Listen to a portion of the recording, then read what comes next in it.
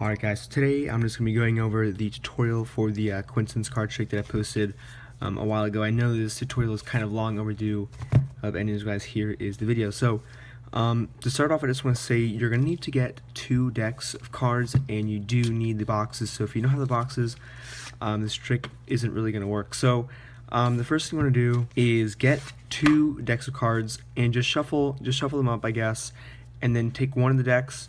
You can just lay it out like this, just spread it out this way. You can see each individual card, and then you want to take the second deck and you want to repeat the same exact order of the first deck, but you need to then take the deck and reverse its order throughout the entire pack. So if you see I spread both of the decks like this, you can see that they are completely the same.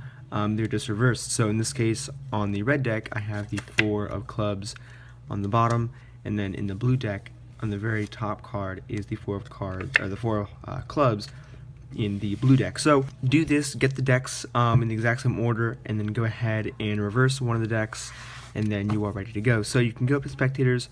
Let's pretend I had the cards in the boxes, and at this point you can take them out, and you can have the spectator choose either one of these decks to start off with. So let's say they start off with the red deck, and all you have to do is you start off by showing them that all the cards are in a random order, and you kind of go through the entire pack like this and show them all the cards are random, because later on in the trick you're going to have to do that with the blue deck. So you also want to give them a demonstration of what you want them to do, because if they don't do exactly what you need them to do, the trick isn't going to work. So start off by showing them that they're going to cut the deck anywhere they like in their own hands. They're going to take the top card here that they cut to, flip it face up, and then complete the cut.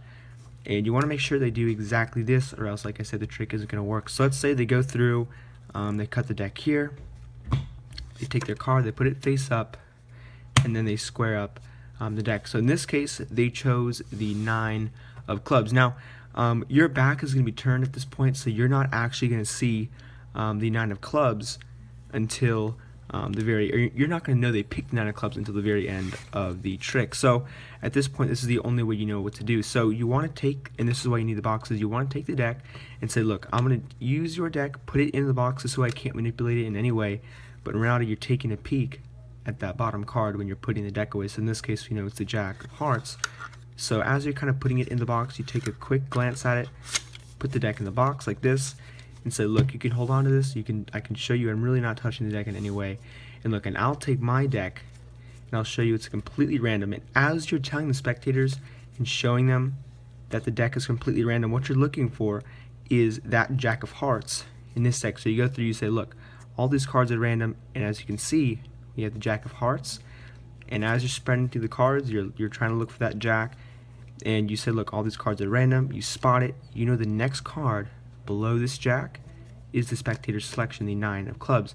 So what you do is I just break the deck here and say, look, and I'll take the cards and I'll cut them somewhere, and you kind of do it nonchalantly, acting as though when you're cutting the cards from this point, you say, look, I'm going through the deck, show you it's completely random, and I'll take the cards just like you did, I'll cut them somewhere, and you're kind of doing this nonchalantly, making the spectators think that this isn't actually where you're cutting the cards, but in reality you are cutting the cards here and you're putting it back in a pinky break. So at this point the spectators should think that there's nothing fishy going on here. So at this point you're going to take the deck and say, look, I'll take this behind my back, and this way you have your pinky break, and all you're doing behind your back is you're just flipping over that 9 of clubs. So it's very easy, since you have the break, you can just behind your back just kind of pull it out, flip it over, cut the deck, and you take some time to do this way the spectator thinks that you are actually going through the deck and flipping over a card, because if you do it too quick, they might know something's up. So at this point you bring the deck back, you can put it down on the table, you can take out this packet.